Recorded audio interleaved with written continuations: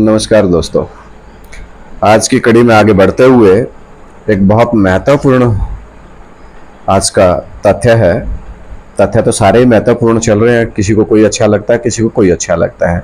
आज का तथ्य रहेगा कि ब्रह्मा के हाथ में वेद शास्त्र दिखाते हैं, लेकिन ताज्जुब की बात यह है कि उस ब्रह्मा की पूरी दुनिया में कहीं भी पूजा नहीं होती है। सिर्फ एक मंदिर भारत में पाया जाता है और वो भी अजमेर में। ऐसा क्यों कि जिस ब्रह्मा के हाथ में है, और ऐसा कहा जाता है कि ब्रह्मा के मुख से वेद निकले, और उसी ब्रह्मा की पूजा नहीं होती है। तो कोई ना कोई कारण ऐसा रहा होगा कि जिसके कारण उनकी पूजा नहीं होती है। तो यहाँ पर एक बात समझने के योग्य है। भगवान जब आते हैं तो आकर के सबसे पहले जिसको जन्म दिया वो कौन? परमपिता परमात्मा शिव शंकर महादेव भोलेनाथ। उनका बच्चा कौन?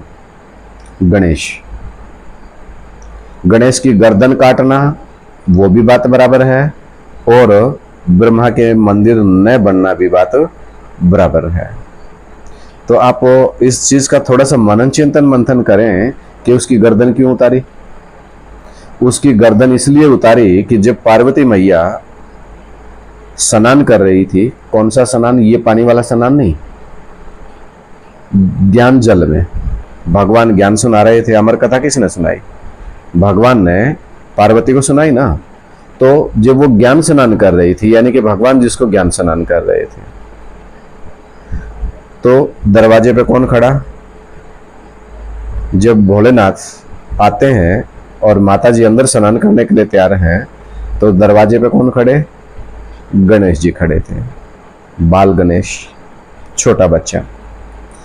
जब वो महादेव अंदर जाना चाहते थे तो बच्चे ने जिद की और रोका। और क्यों रोका?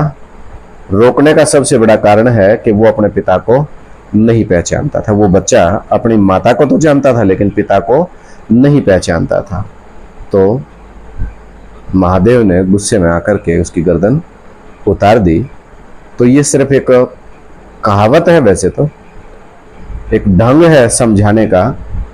सेम स्थिति ऐसे ही है कि ब्रह्मा जिसके हाथों में वेद शास्त्र दिखाते हैं, वो परमपिता परमात्मा के स्वरूप को नहीं समझ पाया, और न समझने के कारण भगवान को, यानी कि शिव शंकर भोलेनाथ को अपना पिता स्वीकार नहीं करता है। और वो जब तक अपना पिता स्वीकार नहीं करता है तब तक इस सृष्टि का भी उद्धार नहीं हो सकता है, क्योंकि एक बाप को अपने बच्चे से बहुत प्यार होता है।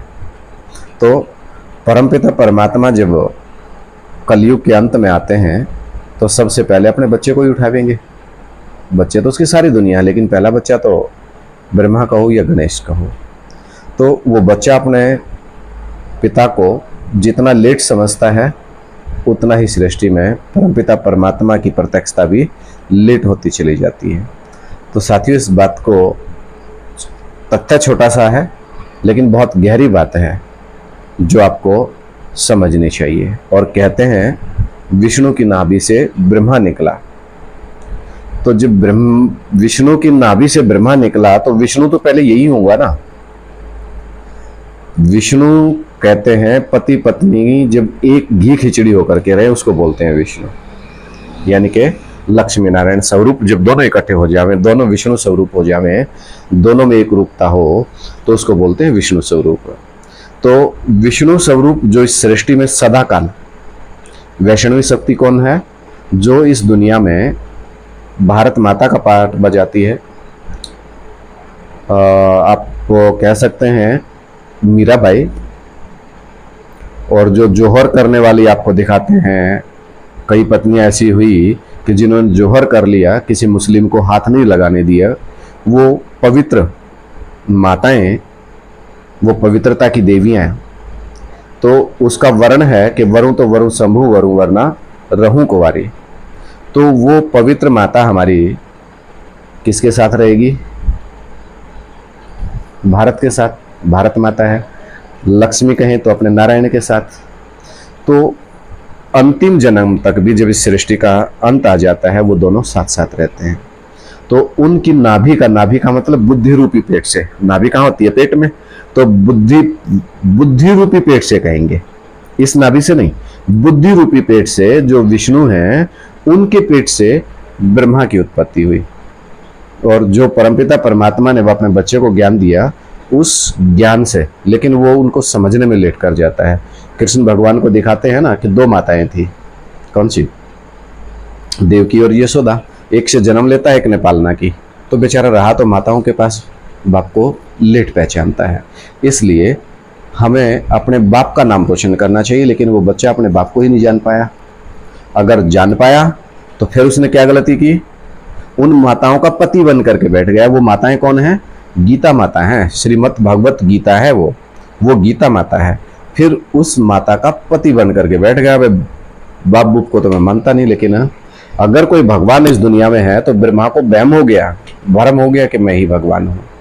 तो जिस वजह से जो अपनी बुद्धि से अपन को भगवान कहे वो भगवान नहीं हो सकता। उन्होंने ये बात बुद्धि में क्लियर कर ली कि मैं ही इस दुनिया में प्रैक्टिकल रूप में भगवान हूं, लेकिन प्रैक्टिकल में ब्रह्मा भगवान नहीं है। इस दुनिया का मालिक शिव शंकर भोलेनाथ है, जिसकी शिवलिंग के रूप में पूरी दुनिया में पूजा होती है, मान्यता है। और पूरी दुनिया उसके सामने जाकर के कहती है तमेव माता च पिता तमेव बंधु च सखा तमेव सर्वमम देव देव। तो इस दुनिया का उद्धारकर्ता, सबकी सदगति दाता, वो कौन व्यक्तित्व है जो इस पूरी दुनिया का कंट्रोलर है, हम सबका रचयिता है। धीरे धीरे उस तक पहुंचने के लिए आप अपनी मन बुद्धि से आगे बढ़ना शुरू करिए। इस मन बुद्धि से जो जो आप मनन चिंतन मंथन करेंगे उतना ही अमृत निकलता चला जाएगा। नमस्कार, सभी को सप्रेम नमस्ते।